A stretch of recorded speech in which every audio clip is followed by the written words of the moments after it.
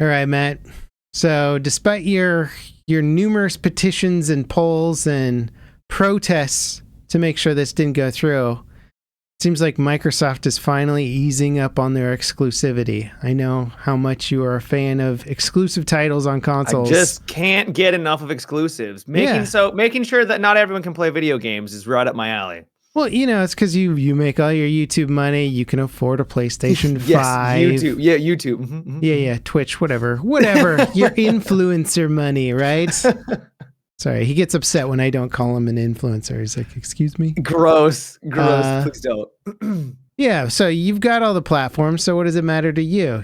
Play it on the best platform possible. But despite your protests, Microsoft seems like they might actually be porting some of their exclusives to not only the PlayStation 5, but the Switch as well. They're kind of backing out. Could this be an end to the console wars? It's cool news if it's true. Is this, my understanding is that it's rumors right now and that it was apparently inside sources. Yeah. They don't want to be named. So who knows if this is just completely false, but I don't know where it's going to go because on the one hand, I don't like exclusives, no matter what you say. It's not good for consumers, but I always thought that, and we've been told for like decades now that exclusives are an integral part of the console war. You need to have things to bring people on over to your system. And so them potentially going this route is a little confusing. And I don't know where it's going to lead. Yeah. Well, I think we should state that the leaked games that are... I think this is a pretty credible leak. And I believe Microsoft might actually start talking about this by the time the podcast is out. I believe there's a plan for them to actually discuss this publicly very soon. So we could be giving you old news at this point. But the two games that were leaked were Hi-Fi Rush and Sea of Thieves. Those are fairly substantial titles, I think. Sea of Thieves being a pretty big one to come to both PlayStation 5 and potentially the Switch. So it could be Microsoft throwing in the console wars towel to a degree. They have been sort of hinting at that the Xbox sales, just haven't been as good. They haven't been anywhere near as competitive with PlayStation. They're probably more competitive in the States, but like overseas, I think they're absolutely getting crushed. Just getting crushed by both the Switch and the PlayStation. And it kind of sucks because I think the Xbox is a very competent platform, hardware-wise. It goes toe-to-toe with the PlayStation, if not outright beats it in many little categories. But it just comes down to what do your friends have? Oh, if Matimi0 has a PlayStation and I want to play with him and there's going to be an exclusive title, we should both have PlayStations. And so it's hard when you create these market divisions because it sort of forces this battle.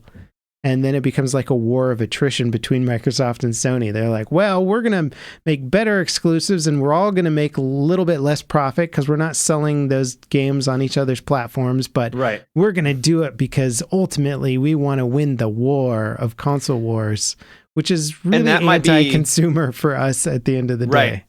And that might be what it is. I mean, Microsoft has already kind of been pushing that direction with the PC Game Pass, and now they're not exclusive just on the Xbox, which has been a godsend for, gamers on PC, because now you don't need an Xbox. You can just play everything on your preferred platform. So they've been doing it at least kind of like that for a while, but maybe they just see the huge player base of PlayStation. They're like, yeah, we could keep doing exclusives on our platform, or we could start to move into that marketplace and make a ton of money. Like you just said, there is an audience there. Why not sell it to them? Yeah, we wouldn't get as big of a cut because it's not our platform.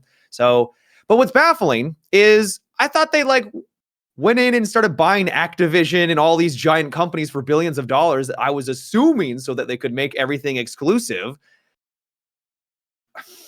Why buy all these companies? Well, I mean, there's obviously huge amounts of profit to be made from Call of Duty, regardless of its exclusivity. That's true. Maybe they're trying to become just a much bigger general game publisher, where there's huge game publishers that cater to every single platform. They're platform agnostic. Microsoft's just been in They've been trying to play the hardware game for quite a while. When did the first Xbox come out? Like early 2000s, like 2001, something like that. I don't remember the date, but yeah. Sometime around then, whenever Halo launched, which I think was 2001, 2002, something like that.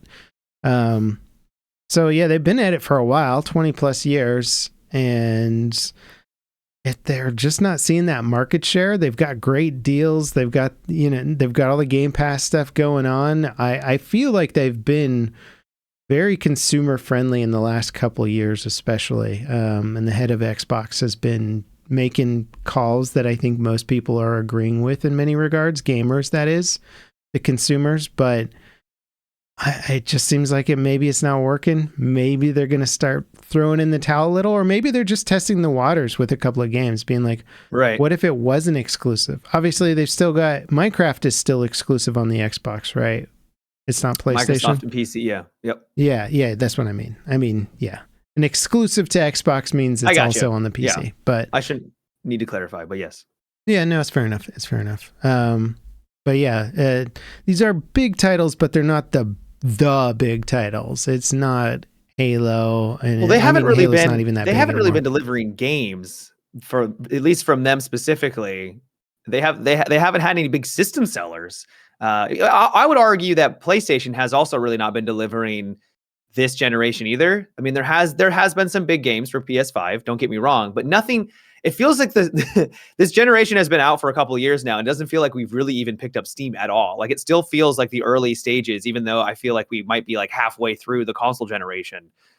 I don't know if other people are feeling that way too, but we haven't gotten like banger exclusives like we were getting near the end of the PlayStation 4 era.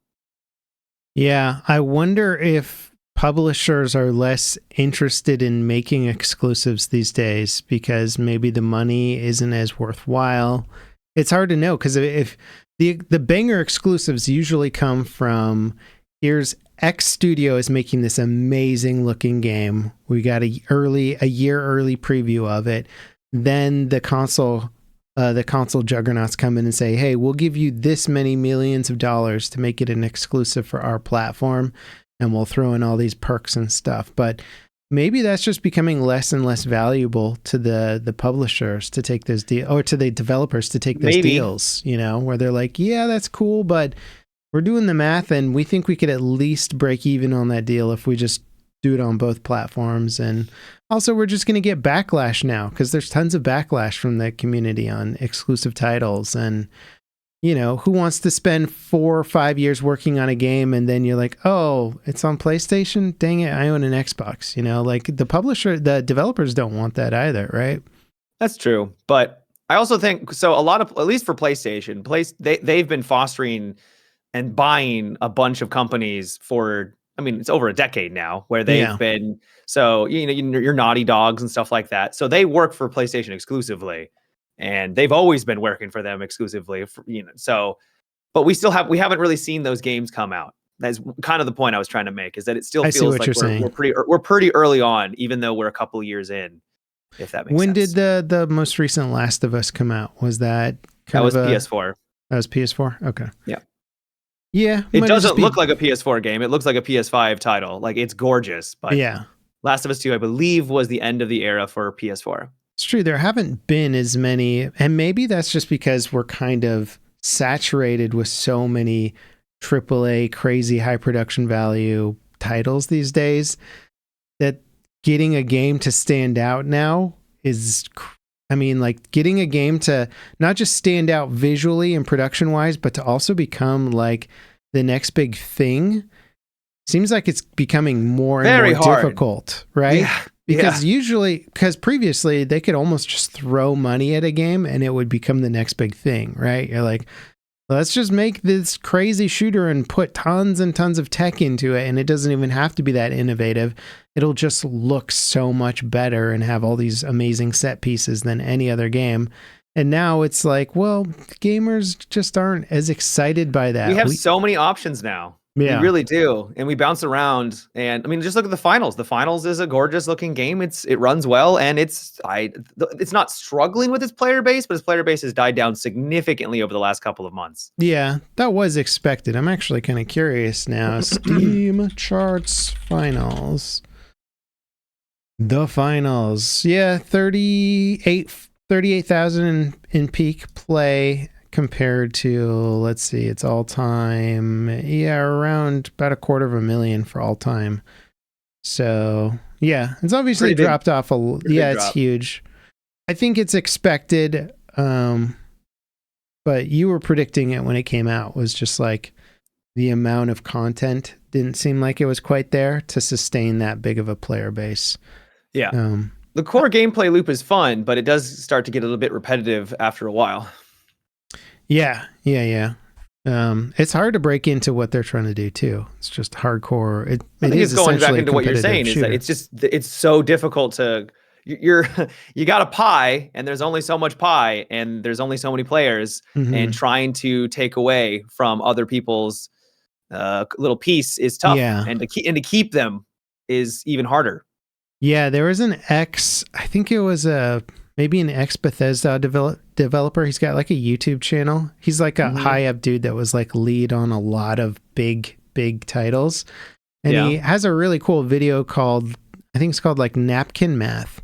And he talks about how all these developers or big studios will get into these projects based on really crappy napkin math, where they're like, if we can just take 3% or 5% Is this the Pirate Software guy? Pirate Software. I don't know. Could be so. Okay. Maybe we're thinking of two different people. Maybe. Go on. I don't know. Go on.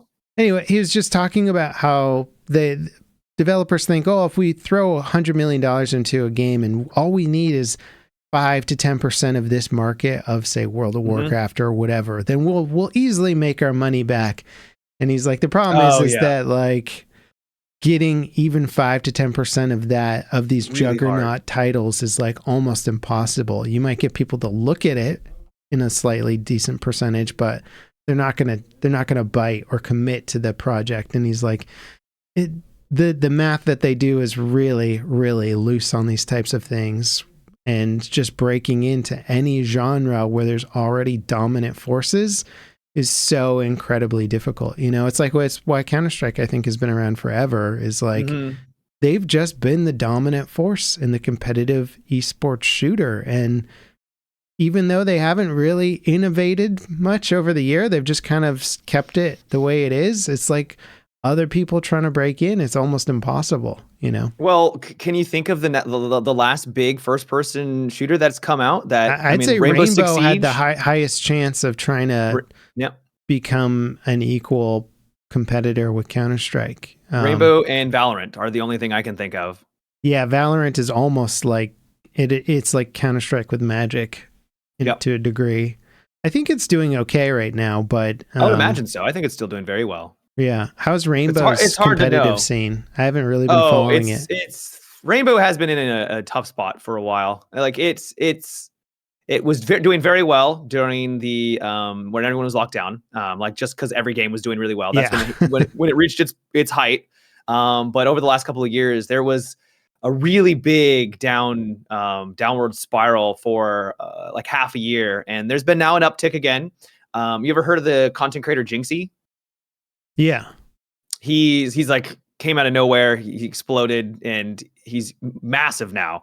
I think he's brought in a lot of attention and eyes to the game. And I think he's legitimately helped that game out a lot.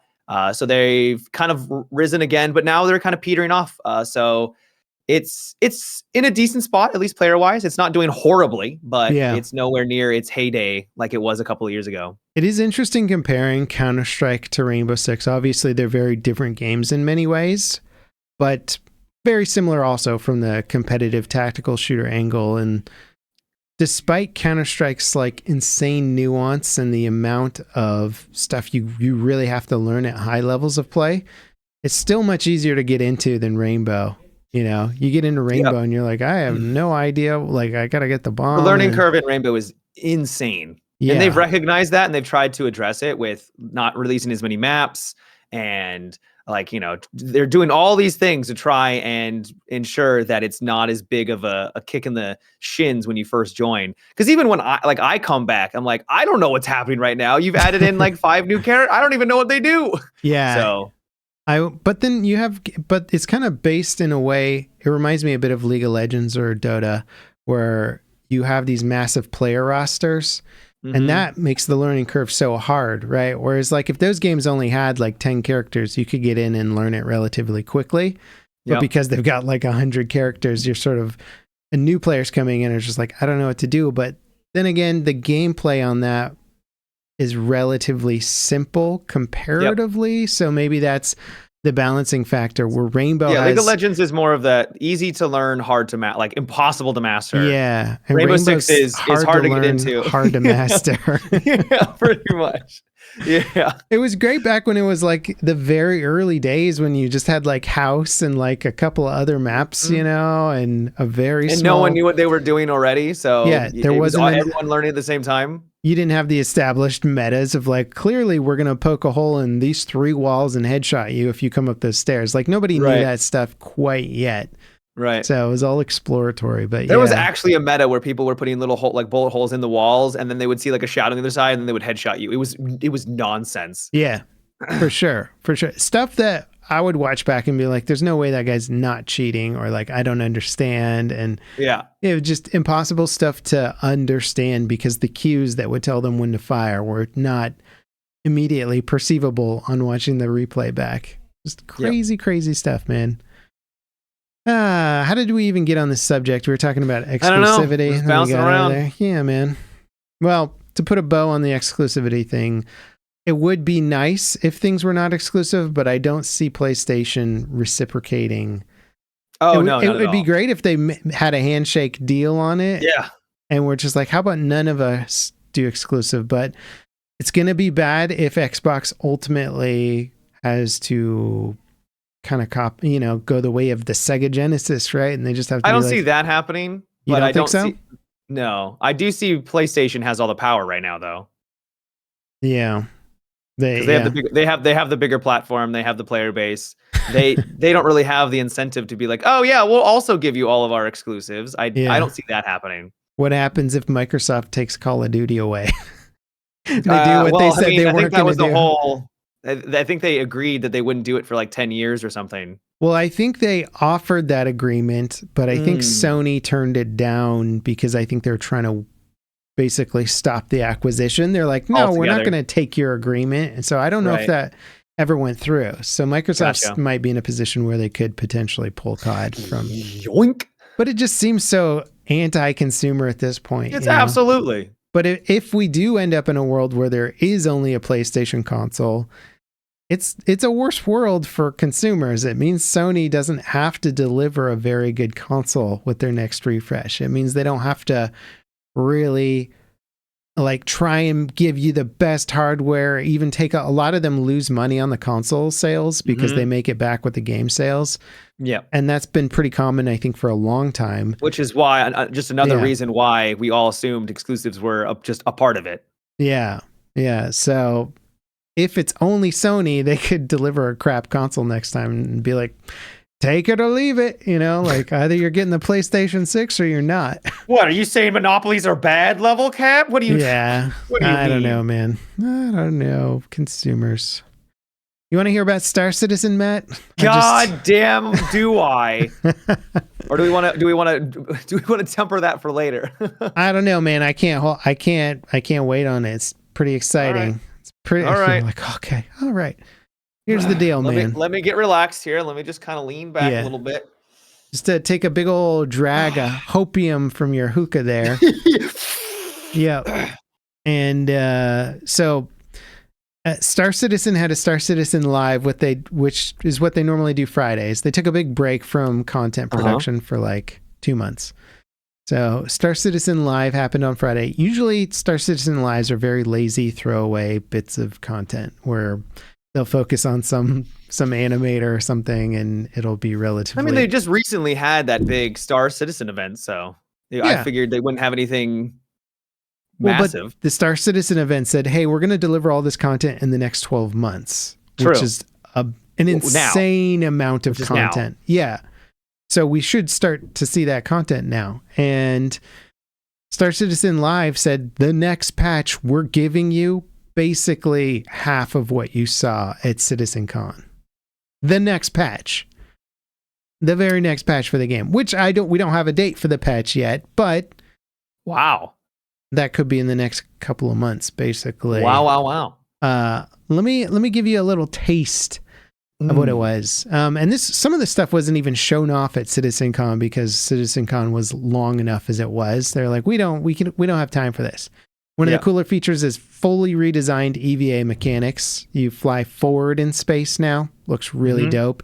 Grab onto objects, push and pull off of them. You have limited EVA fuel now.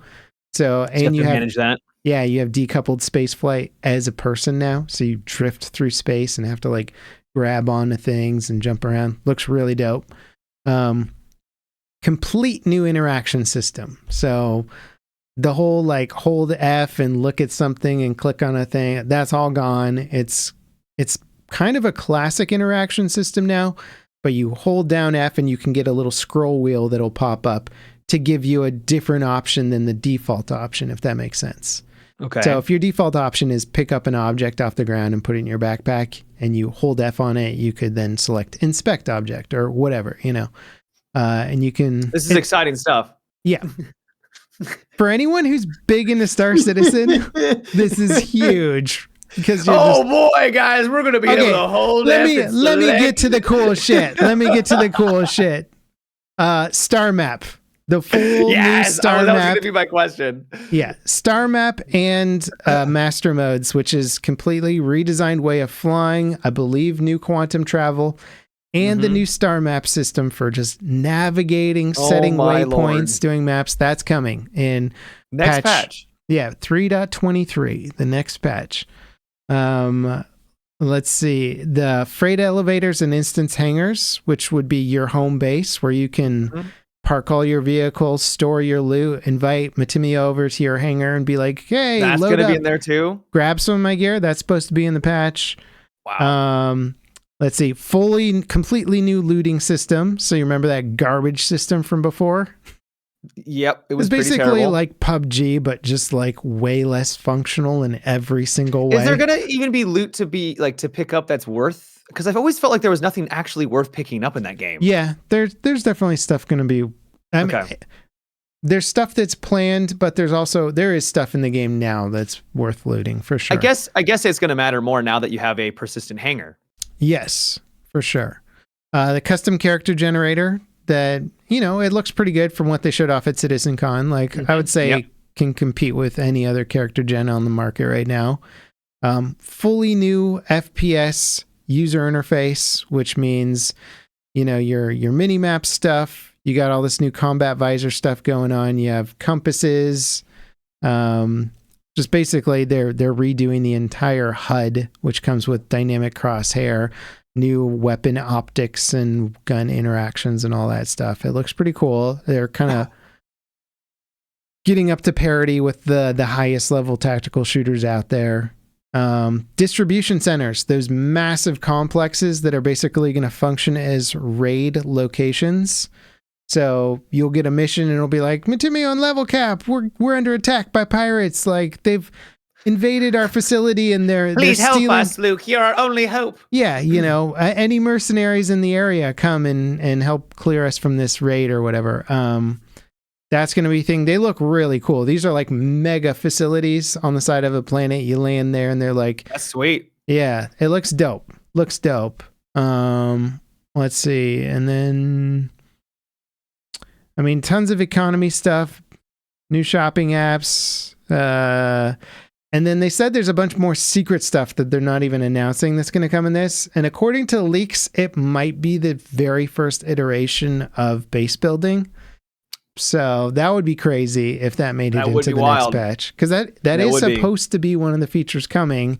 Because it was my understanding they only got started on base building, like designing it. Yeah.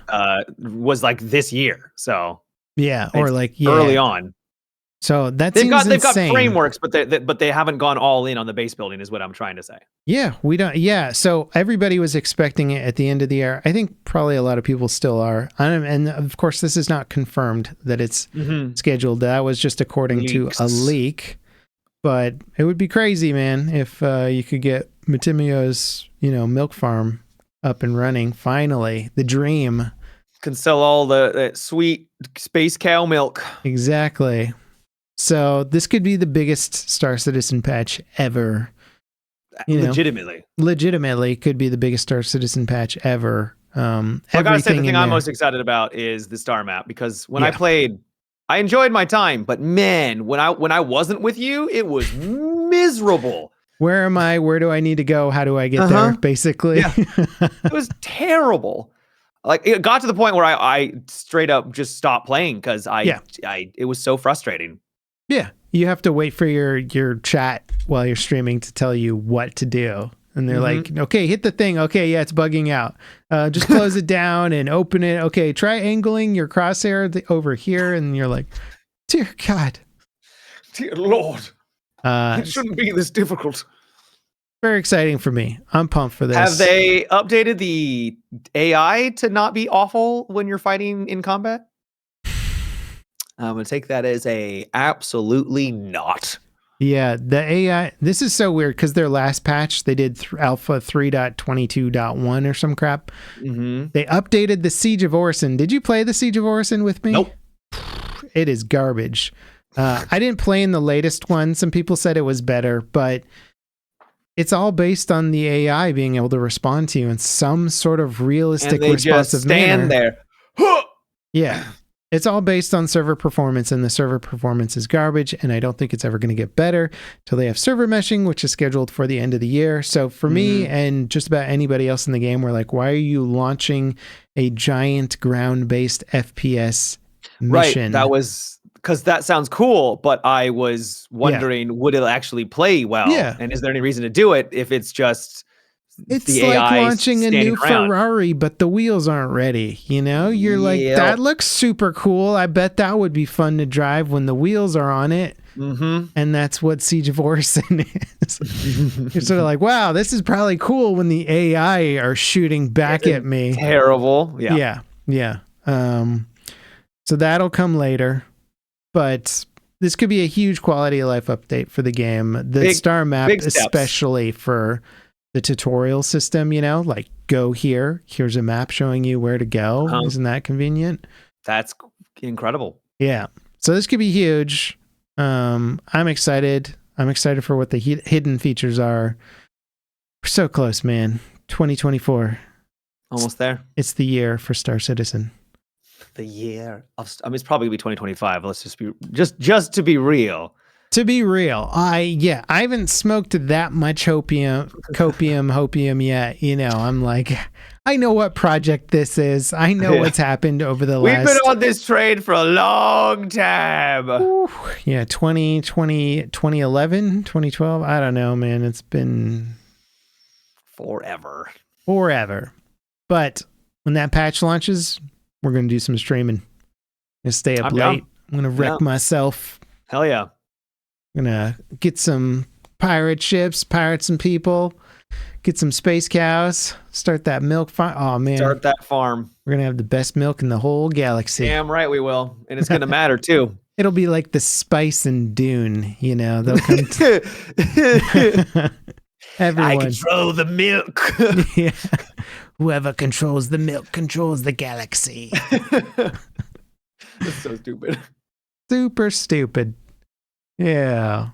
So that's all I got for you on Star Citizen. It's going to be dope. It's going to be dope in theory. Going to be dope. It's going to be the greatest thing you've ever seen. No, not in theory. In practice, it's going to be great. It's going to be fantastic. Positive thought. Yeah. Oh, and it's a reset to all the flight mechanics. So if you're coming in new, you're still probably going to get dominated by people who know what they're doing. But maybe like 10% less. A little bit more of a level playing field. Yeah. Maybe. Yeah. If you come in hard right at the start, you'll maybe be able to keep up with some of the pros. Yeah. A little. Probably not, though. Probably not. Yeah. So, Star Citizen, what you been playing, man? The old Suicide Squad. Kill the Justice League. I have. What even is that game? You haven't heard of it? It's not on my radar, really. No. So it is a third-person looter shooter where you play as the band of misfits: Harley Quinn, Boomerang, Deadshot, and King Shark. And it's your job. Is this a brand new game? Yeah, brand new game, giant title. Okay. Tons of money into it. You live under a rock. I've never been interested in Marvel or DC IP That's fair. games. No, it's fair. And you probably shouldn't be interested in this game either, because oh boy, is it rough. Oh no. So it's, the Arkham series, where Yes, Batman. Arkham. Okay, I did play a few of those because So it's a continuation of that. Okay. But not. Yeah. So, when you think of those characters like Harley Quinn, yeah, do you assume, or like Boomerang, probably the best example. Okay. Do you assume that he's going to use guns? So the whole it's a looter shooter, and I think they just everybody just gets guns. Yes. What? Yeah. So you're playing as a shark, right? King Shark, and you literally have like a minigun or a shotgun and they all feel very samey. There isn't anything that really makes them feel all that distinctive. Well, wait, you're saying the shark guy can't just bite people? Come on, he's got to be able to bite people. So they have abilities. No, and you don't bite people. No, you punch them. Yeah, Doesn't the king shark bite people though? Like that's his thing, right? He eats people. Yeah, he eats people. No, so you can't do that. He did not eat anyone in this game that I remember. Oof. Seems rough. Yeah. Does Batman have a machine gun too? He pulls out a Glock. Are you kidding with me or what? Batman with a Glock? It's so wrong in every way. I know, it's hilarious. So the whole premise is that the Justice League has been mind controlled by Brainiac, and it's your job to take them out. So kill the Justice League, and that's just it. Bit of a spoiler: you do start to take out the Justice League, and there's a moment where Bad Batman pulls out a gun and just starts shooting people. It's like it's so funny. That's what Wayne Enterprises cooked up. He's it's like the latest bit of Wayne tech is here. I call it a Glock. Ridiculous. But okay. So it does have some redeeming qualities. The voice acting is really good. The facial animations are great. There's some great comedy. I actually laughed a lot. It was very funny. The story was fine for what it was. Like it's a DC story. It gets from point A to point B, and there's like some fun moments, and the characters are enjoyable. Don't look don't look for like a heartfelt story where you really get attached to characters. I mean, it's Suicide Squad, so the story sounds like it's as expected. Yeah, but where it really falls apart is the gameplay. I know you've never seen anything. The UI is one. I know I'm the guy who always complains about the UI, but the UI is an abomination. It is an affront.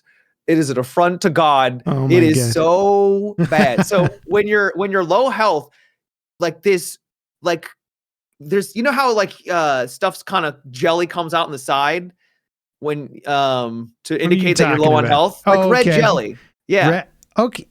Yeah. Okay. I'm not doing. Just bear with me. The beginning of that sentence was just like, how am I supposed to get anything from this?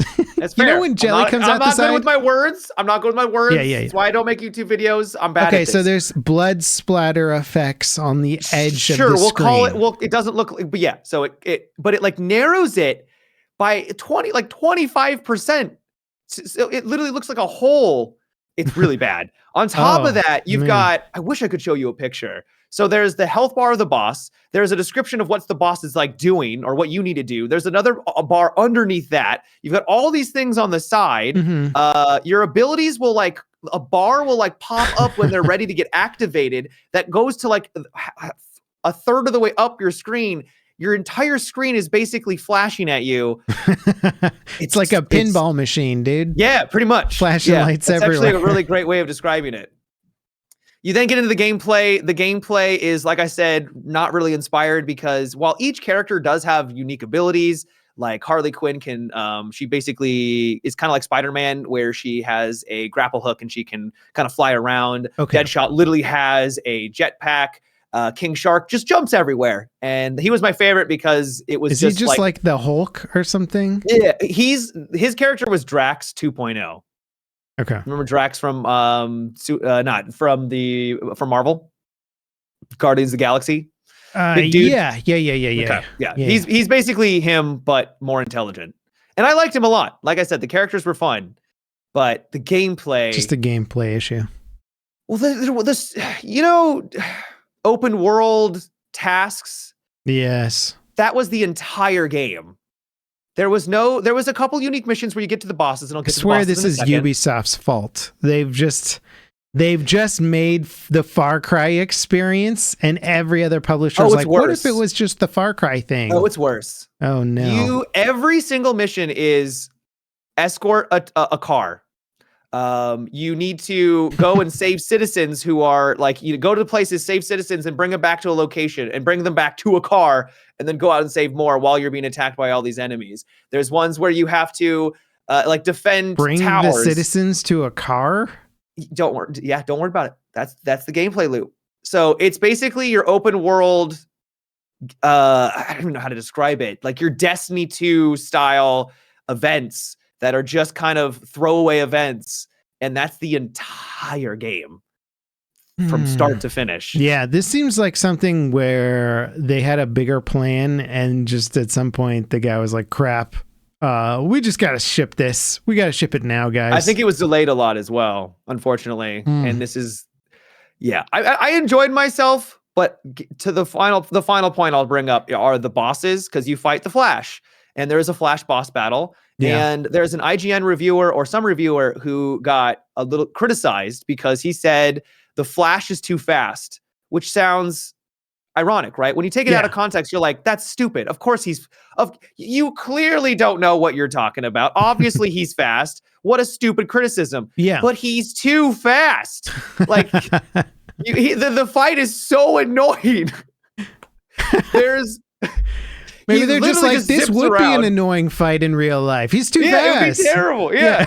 So like, it's true. He's fast and living up to his name. But the way they designed it is that because there's so much UI and he zips around everywhere, like you'll take a shot at him and then he just disappears. Now you got to go find him somewhere else. And it's just this annoying process of trying to pin this guy down. And, it makes sense because that's thematically he's the Flash. Yeah. And the boss was like holding the employee's shoulder, looking over his shoulder and like, faster. And he's like, but sir, faster. They'll never be able to catch him. I said faster, damn it.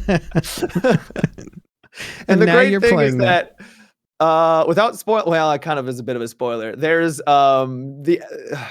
the final boss uses a lot of the same mechanics of the previous boss battles, and one of them is the Flash, and it's just you can never pin him down, and it's just a nightmare.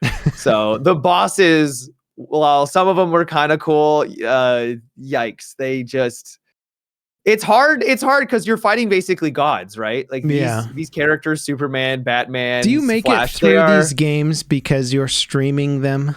And it's sometimes, fun to laugh with your audience. Yeah, exactly. Because on your own, I feel like maybe you wouldn't have made it this far into the Suicide Squad game. Yeah, right. But there is some enjoyment. I don't want to say that it's a 0 out of 10 or a 3 out of 10, but I've been noticing like 4 and 5s, and I can see why they're getting 4 out of 5s or 4 and 5s out of 10.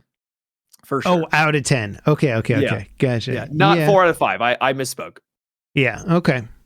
It seems like they launched it in the appropriate window for that game, because they're like, this isn't going to hold up against any other game coming out, so just launch it in February, bro. Like, what's great is like, you're not, the way you're taking out these superheroes is just with guns. Like, you're just shooting them. Like, it's so ridiculous. Superman in it? What do you do with Superman? You shoot him with guns? You shoot him. Are they at least kryptonite bullets? Like, come on, man. I don't want to get into spoilers, right? But even Superman can dodge bullets. Like, I mean, how do you hit the Flash with bullets? I know. He's like 100 times faster. They have story explanations. They have kind of thought it through. Oh, like I said, the story, it felt like the people that made the story kind of had a general idea of where things were going and like wrote something that was halfway okay. Yeah. But then like the gameplay just like, it felt like there were like 2 separate developing teams, and they just were really struggling to make them kind of mesh. Yeah. And yeah. Oh boy. Not a game I would recommend if you are going to pick it up. Buy it on a discount, because Yeah. there are, like I said, there's some funny moments, and the characters are interesting and fun, but it's not.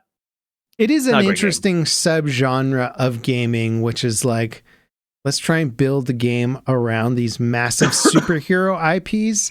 Mhm. And nobody ever expects them to be amazing. And occasionally they are, but most of the time they're just kind of passable. And often they dip into the realm of kind of trash.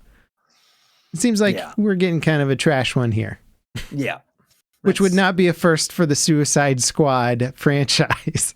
No, it would not. Yeah.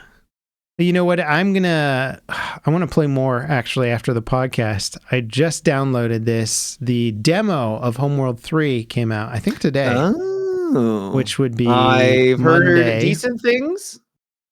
So far it looks cool. I've only managed to like jump on and get through the tutorial. It is an RTS game, which means there's a little bit of I wouldn't call it like a steep learning curve, but you are navigating 3D space. So is it an RTS, or is it are you actually building units? Yeah. You're building units, and so Homeworld's a little different, where you don't build a base because you have a fleet and it's in space. So there isn't really much point in having bases, but you can have harvesting units and more resource-oriented units and production units, but they're become part of your fleet. And in fact, some of your production units can move around with your fleet. So you could have a carrier that moves with your attack group, and then as your attack group starts losing fighters, it can produce more fighters. Yeah. So you can like almost build them on the spot as needed. It's cool so far. I want to get more into it. I'm very excited about this game. It's got that Homeworld flair to it, which is hard to describe, but a very, very artistically clean presentation and artistically stylized. It looks great visually. Yeah. Everybody likes the visuals of it. It feels kind of real. It's very formation based. You can give all your fighters and stuff different formations, then it affects how they engage and attack. And so as you Is it multiplayer? I believe this one's going to have some. The previous ones were. I actually haven't looked into it too much because I've been mostly just excited about the single player. But the ancient Homeworld games did have multiplayer. I don't know how good they were, to be honest, compared to a traditional RTS, but I think they know that the RTS genre is kind of it's not as popular as it used to be. So I have to look into what their current mode is, but I think they have some roguelike elements in there to try and mix it up a little bit. So I'm kind of curious. I do like those elements. Those can be fun. For sure. So I think they're mixing up the traditional formula a bit to make it a bit more modern. The controls feel pretty quick and easy, but it is still completely three-dimensional space RTS, so you do have to go up and down and around and through things. But they give you kind of traditional FPS movement controls now, as opposed to before, which was like orbit controls. Now you can kind of just fly your camera around and look at stuff if you're not as comfortable navigating. So that makes it easy. It seems like they've done a lot to make the game more accessible. Nice. But again, I've just dabbled in it. I'm going to hop back in.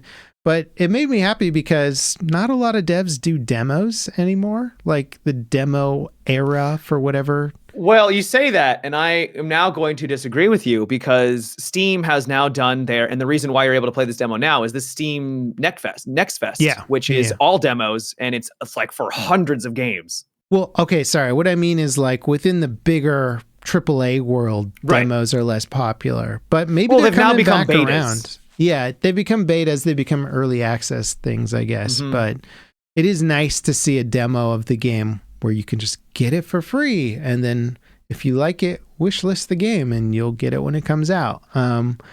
It's kind of exciting. A developer that I follow who's solo making a game called Out of Action. His handle is Doku. That. Pretty cool, right? Yeah. Especially for a solo dev. So he launched his demo last week, I think.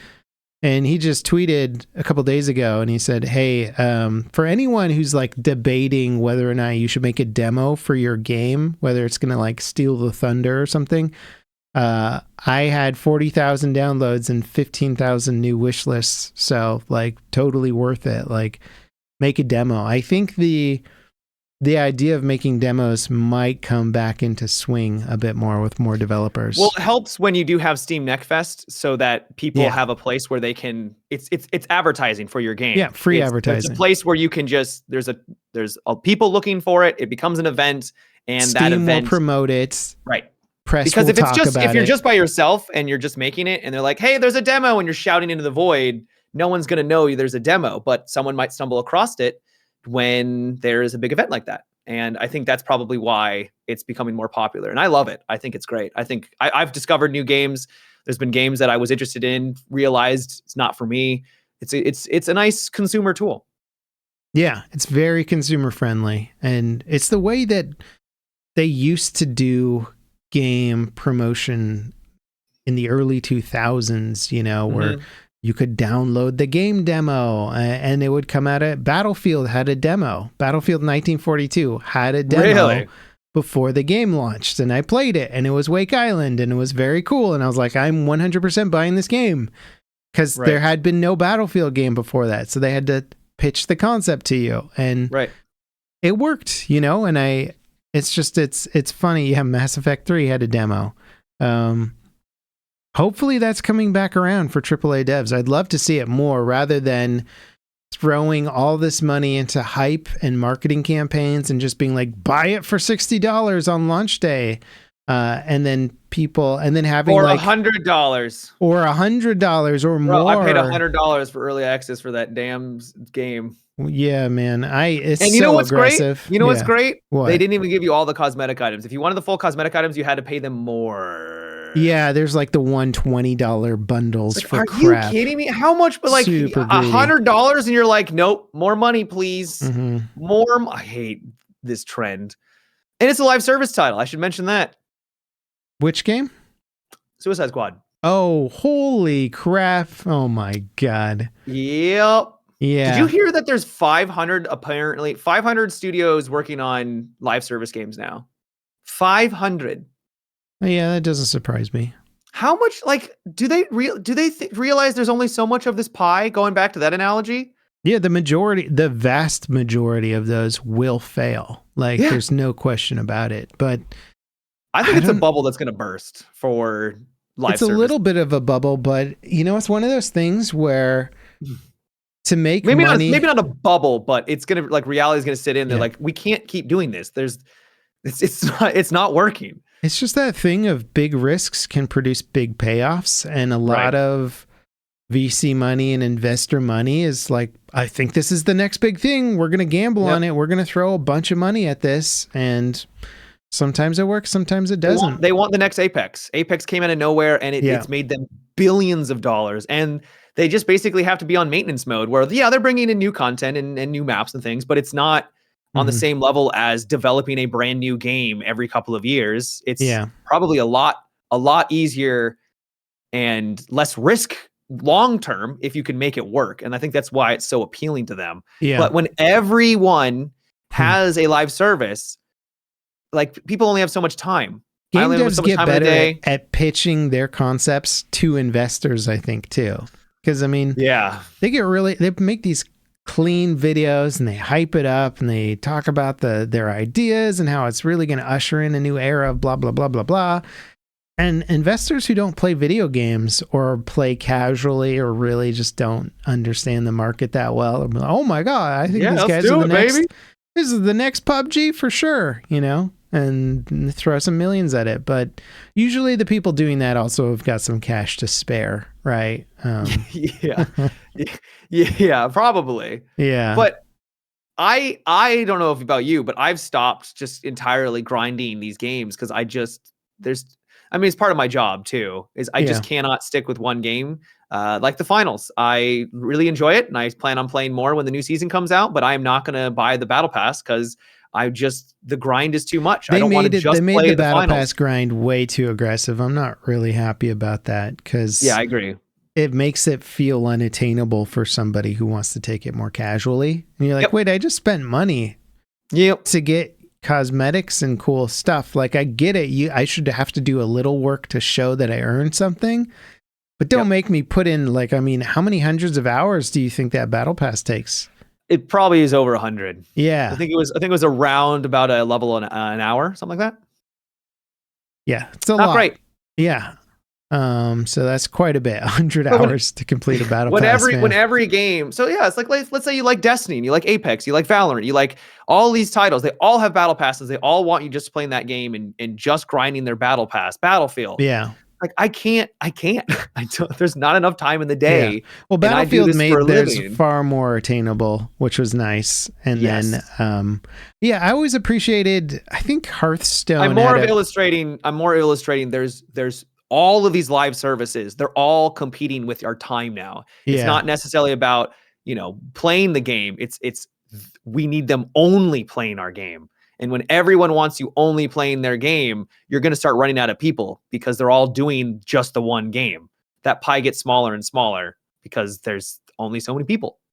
It's hard to know what the right strategy is, when Marvel Snap came out, that little card game that's sort of like a Hearthstone type game, but for Marvel. Yeah, I played it. I actually liked it. I thought it was pretty decent, but it's good. They made their battle passes pretty easy. And so I found myself playing it a little bit more than I would because I was taking it very casually. Like, hey, I'll play this when I've got 5-10 minutes to kill here or there. And I could finish most of the tasks that I needed to, just doing it in little bits of free time. So it became my tiny little bit of free time game. And so that was the angle they picked. But I think most big PC or console titles are like, this isn't your free time game. This is your after work, I'm going to sit down for the evening, play for 4 hours game. Mm-hmm. Yeah. Yep. So it's too much. I hate how we've also been conditioned where everything needs to have a grind. I've talked to people in my own community who say, I don't enjoy a game if there isn't something to grind after. I'm like, no, they're winning. I think grind and progression have mixed together a little too much because I enjoy a game with progression, but I don't enjoy a game that makes that progression, hey, do a monotonous, unfun task to make it feel like a grind over and over again.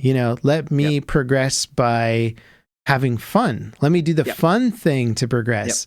Make that progression feel natural, where I'm like, oh, I'm exploring, I'm fighting, I'm engaging a bad guy I've never fought before as opposed to 1,000 times before. And agreed. Yeah. So there's a way to do it, but that is more work too, right? Because now you got to create lots of fun, engaging experiences versus the easy, let's just make them grind the same thing over and over again with one tiny twist on it each time. Or slight something. Adjustment.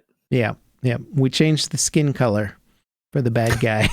You're fighting the red bad guy instead of the purple This enemy has blue flames instead of red flames, and the fireballs they throw at you do slightly more burn damage. That is, that's like Diablo 2 to a T, where like you get to the nightmare difficulty and it's the exact same guys, but they've got a reddish hue to them now. And you're like, what are these guys? What name is this? This is the Lightning Ultra Demon. Before it was just some weird bull demon or something, but now it's red and it shoots lightning. Easy peasy. Devs are hard. It's not easy trying to come up with new content. Yeah, and making completely new content. Now that I'm getting into making my own content for the game, it's like every little thing is, you have to weigh, okay, for example, we're making a spaceship. It's like, how many features do you want to add to a single spaceship in terms of like its destruction look, how it breaks apart, how many weapons add onto it, what kind of features do you want, dynamic names displayed on the side?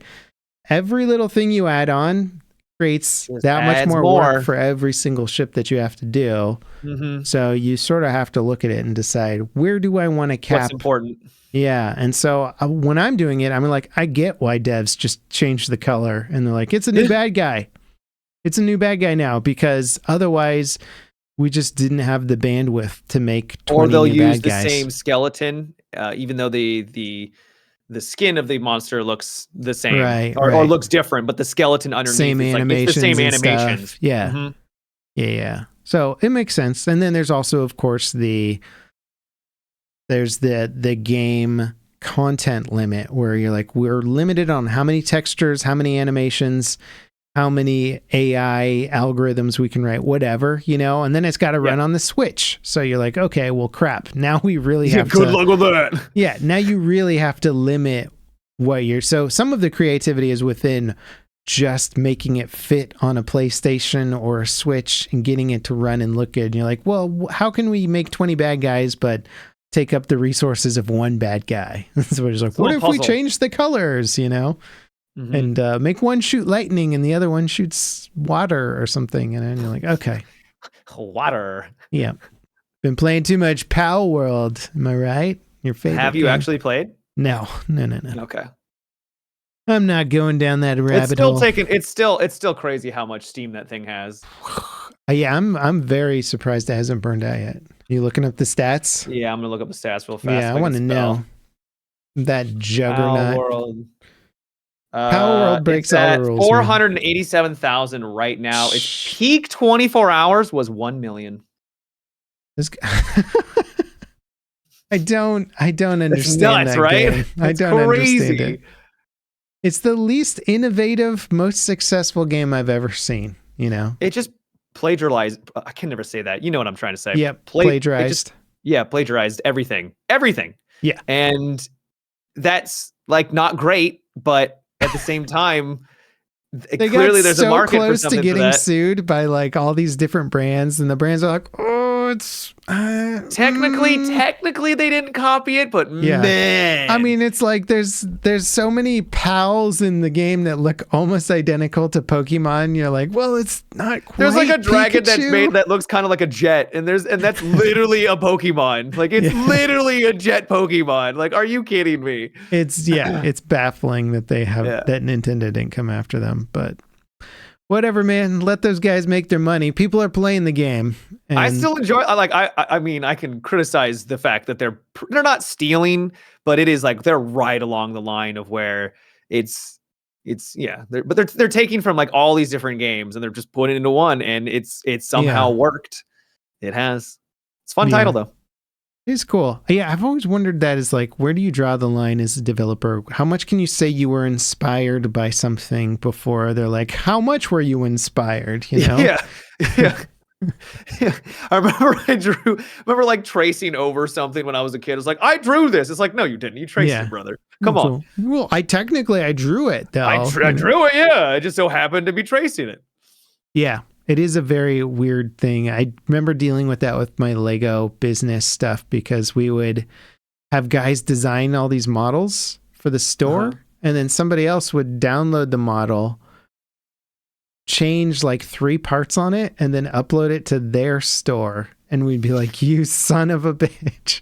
Like, speaking of games. It's different. We're like, yeah, but then it gets into like a literal thing where you have to be like, it has to be a certain percent difference. You literally start getting into the percentage of like, how much did you change? Like, you just copied this and didn't change anything. Speaking of games that are basically a ripoff, Dark and Darker, you know that title? Yeah. It's kind of took over the world a bit too. Not as much, obviously, but it's a big game. Yeah. There's a game called Dungeonborn now, which is Dark and Darker, but better graphics. I thought you were going to say with Pokemon. And I was like, with Pokemon. No, it's literally the same game where even there is I think the it's graphics because do suck in Darker and Darker though. So they're not great. Left themselves open to what if it was Darker and Darker but looked good.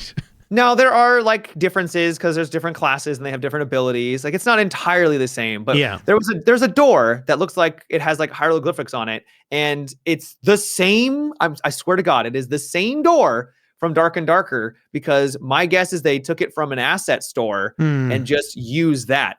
And so you walk up to the door, you're like, wait, what game am I playing right now? Because entirely possible that it is literally the same thing. Yeah, I wonder.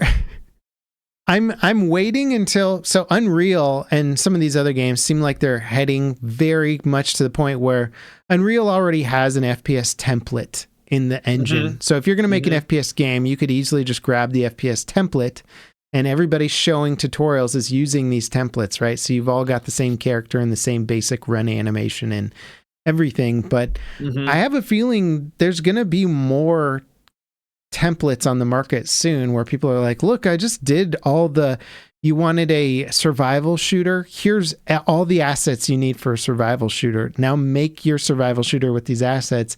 And we're just going to get like 50 games that all look almost identical because they'll all be using the exact same asset packs, you know? I mean, it happened with the Only Up game, the one where you use that rage bait, just only up. Well, there's a lot of games that came out after that, and it was literally the same run animation for every single one of them because they just used the default run animation that probably came, I think it was probably a Unity title, I think. Yeah. And it's the same game, but just different assets.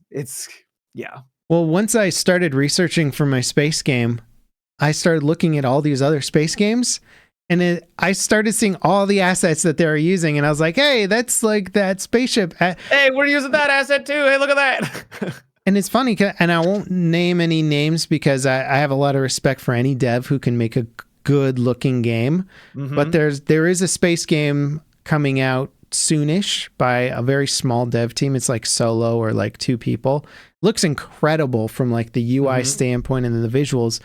But in all the trailers, like every single spaceship is from an asset pack on the store. So, well, that's why they're there, though. Yeah, no, and it's because not everyone's an artist. Me. Not everyone has the ability or has the funds for it. So I get it. And in their defense, I only recognize the ships as being from the asset store because I was looking at the asset store and then saw the ships. You're starting to notice assets because you played one game and then it's in the other game that's in the same genre. Like, they need to be a little more clever about it and be like, okay, maybe don't take the same assets from the other most popular game in the genre that we're more or less copying. Like, come up with some new assets or use a different asset pack. Or change the color or something. Yeah.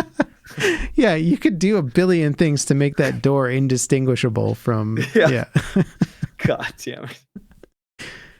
Oh, man. Yeah, we're definitely going to... I mean, the asset craze is here to stay. There's no getting around it. And it totally makes sense. I'm using an incredible asset pack that I got on sale that does all the planets for me, But I can customize each planet, but I'd probably be able to recognize another game using the same planetary... Because I know how they're built, right? I know what little parts are animated and it's stuff. It's also a planet. But it's a planet, too, right? Eventually you play enough space games, you're like, it's a freaking planet, who cares? This one's blue, this one's red, this one's got craters in it. Yeah, but otherwise it would have taken me probably like a month of learning technical artistry to build a planet through code, Right. Would have taken forever. It's just not worth it. Yeah, spend a little bit of money. Now I got this whole amazing thing built out, save tons of time. So I'm all for asset pack stuff. It just kind of sucks when you start noticing what's the word I'm looking for? Similarities. Yeah. What's the thing when you deja vu? You're like, did I just see that? Didn't I just see that? I experienced so much deja vu. It's creepy. I swear we're living in a parallel universe. The amount of times I get deja vu, I'm like, bro, a past self and or some version of myself has experienced this moment. Yeah, man. I think you're just in multiple universes and you're you're kind of vibing. You're on the same frequency as the other Matimi0s. Maybe I'm the chosen one level. You don't know. Do you remember that cool movie with Jet Li in it? Where he was, I think it's called The One. Oh yeah, The One. Yeah, it was dope. I love that movie. Yeah, it was great. And he just like at the end, he's just fighting like a billion copies of himself. Not himself, no, but yes. I thought he was fighting himself. He was fighting himself, yes, but the moment you're talking about is when, how do I remember this? He gets sent to interdimensional jail. Spoiler alert, sorry. Yeah. And then he's like, he's the moment, you're not stuck in here. I'm not stuck in here with you. You're stuck in here with me. And he's on like a pyramid for some reason. And he's like punching everybody. Punching people off of the pyramid. It's a great movie. I loved it. I wouldn't say it was a great movie. It was entertaining it was a fantastic movie. Ridiculous. How dare you? It's an ego trip for Jet Li is what it was. Yeah. Just like, who's the best? Who can I fight that's better than me? Me. Yeah. Yeah, pretty much. Are you caught up on Masters of Flight? I did not watch episode 3 yet. No. Ooh, okay, I'll hold off. Oh my God, dude. Oof. Ooh, if you are not watching got it. Masters of Flight, God, it is worth the Apple subscription alone. It is so Nice. good. The episode 3 is like next level. Because I feel like it was kind of laying the foundation, and I was kind of guessing that things were going to start to progress more now. Yeah, you knew they were ramping up to like some bigger missions, and Yep. I know all this stuff is based on real missions and real characters and stuff, which makes it all the more tragic because you're just like, I can't believe this crap happened, and then you read into it and you're like, they did these scenes for like Hollywood effects, right? Like this, it couldn't have been this crazy or this bad, and then you read up on it, you're like, oh my god, this all happened. And it was probably worse realistically. Probably, yeah. Yeah, they probably toned some of it down just to be less horrific to a degree, but it's super good. Yeah, episode 3 is establishing a couple of different narratives that look really interesting, and I'm like so excited for the rest of the season. It's just wild. It's one of those periods of history that was so crazy that they keep documenting it and making movies on it, writing books about it, because I don't think it's ever going to come again. You know, I hope it never comes again. Well, yeah, everybody. Right, but it was just like, this is the craziest it ever got. I mean, it's called World War for a reason. Like the entire, not the entire world, but basically like everyone was involved in it. It was just horrific.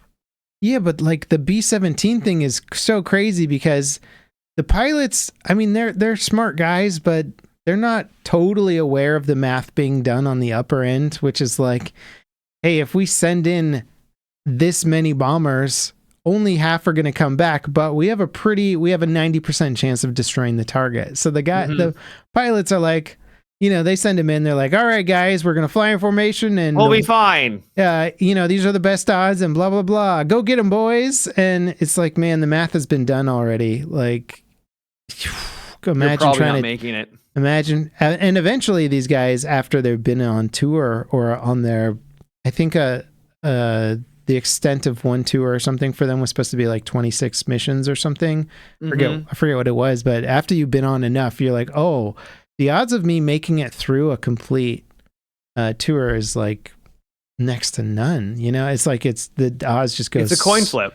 Yeah, or it's worse than a coin flip, dude. It's like, well, I mean, it's like literally, it's not skill. Like it's not you played it well. It's not like GG. It's straight up. Did you get lucky? And that's got to be just the worst. Yeah, when you see 1,000 artillery rounds exploding around you, and you're just like, hope one of those doesn't hit me. Should we do evasive maneuvers? Nope. Just keep flying straight in formation. And there's no even evasive maneuvers you could even perform. Like it's you're in the a entire flying sky bus, is shrapnel. You know? Yeah, and the best strategy for survival is just fly as close to the other guy as possible, so that when the fighters come, we have a better chance of shooting them down. Right. And that's it. And what's crazy is I just realized this, you know, because the helmets that they have for, you know, infantry, it's not for stopping bullets, right? Like it can't. It's for shrapnel. But now I realize why they wear them. With the amount of shrapnel that is flying in the air, that's going to have to come down somewhere. And if you're anywhere in that area, like it's going to hit you in the head. Oh, you mean the infantry on the ground? Yeah. Oh. Yeah. I didn't think about that. Yeah, poor civilians, you know what I mean? Down like, there. That stuff doesn't just like keep going into space. Like it's coming back down. Yeah, probably. Yeah, the right piece of metal will definitely kill you. Dude, war is literally hell. It's so bad. Well, I mean, and then the guys that are like getting frozen up there too, when their uniforms get torn off from bullets getting when he says I'm getting frostbite, and he like literally is getting like he's freezing to death. You're like, oh, he's just exaggerated. It's like, no, he's actually freezing. They're at 25,000 feet in an open window aircraft. Yeah, the wind chill alone, -40, dear God, -50. Yeah, miserable. Such a good show. Probably the best. Highly recommend it. The best portrayal of that specific part of the war that I've seen so far. Really incredible. There's no indication that the quality is going to diminish at all, but I hope that they can, you know, follow through with what they're doing, because it's got a great start. Yeah. Oh, I did start watching Slow Horses, by the way. Now that I got my subscription. Yeah, it's very fun. Very fun. Gary Oldman's character is fantastic. He's fantastic. He's very good. I mean, not that I wouldn't expect him to be fantastic, but it's a fun character for him, because you normally see him in more. I mean, it's kind of the show wavers between serious and goofy to an extent. It's it is mostly serious, but with like a tone of goofiness to it. And he rides that line very, very well. And I love that his introductory shot scene for his character is him farting so loud that he wakes himself up. He's sleeping on his couch with like a bottle of Jack Daniels on the floor, and it's just like a loud ass fart. And he's like, and not to paint the picture that this is just a joke, funny show, because it's not. It's lighthearted, but it's not. Yeah, his character is. I love that character. Yeah, it's a fantastic character, and I'm just like, man, what can't you do, Gary Oldman? What can't you do? He's perfect. He's also in Star Citizen. It's true. If that ever comes out, he is in it. He'll be in it one day. And at which point he'll be a very old man, if you know what I mean. Yes. Yeah. What else you got going on, Matt? What you playing tonight?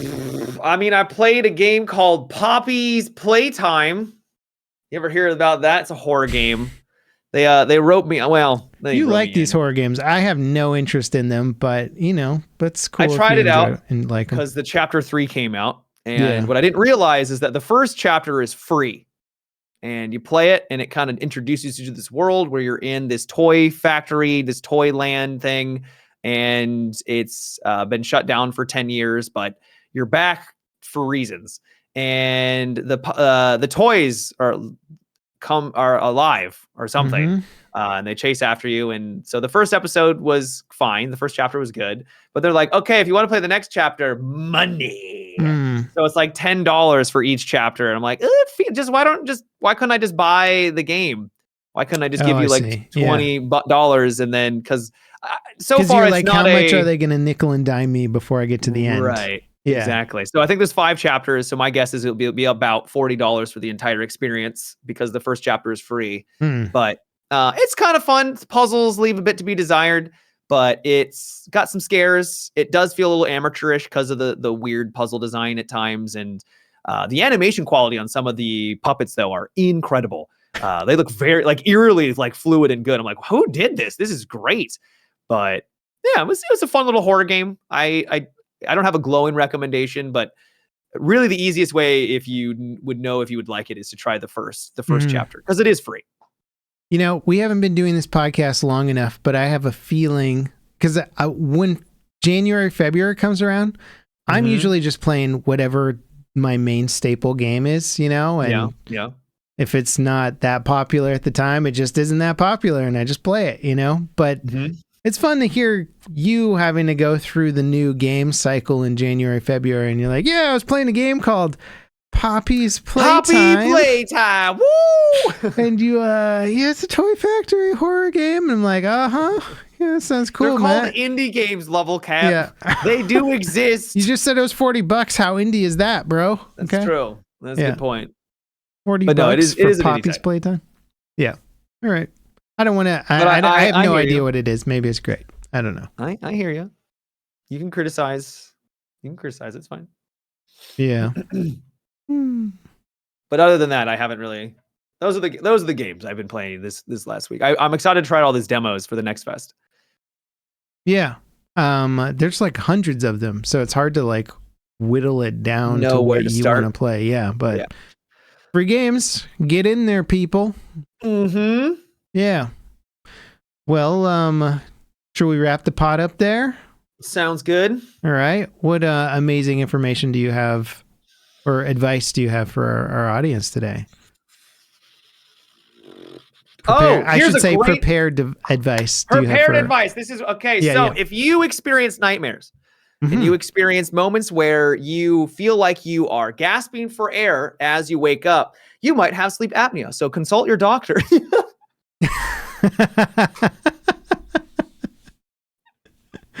This is actually legit advice, though.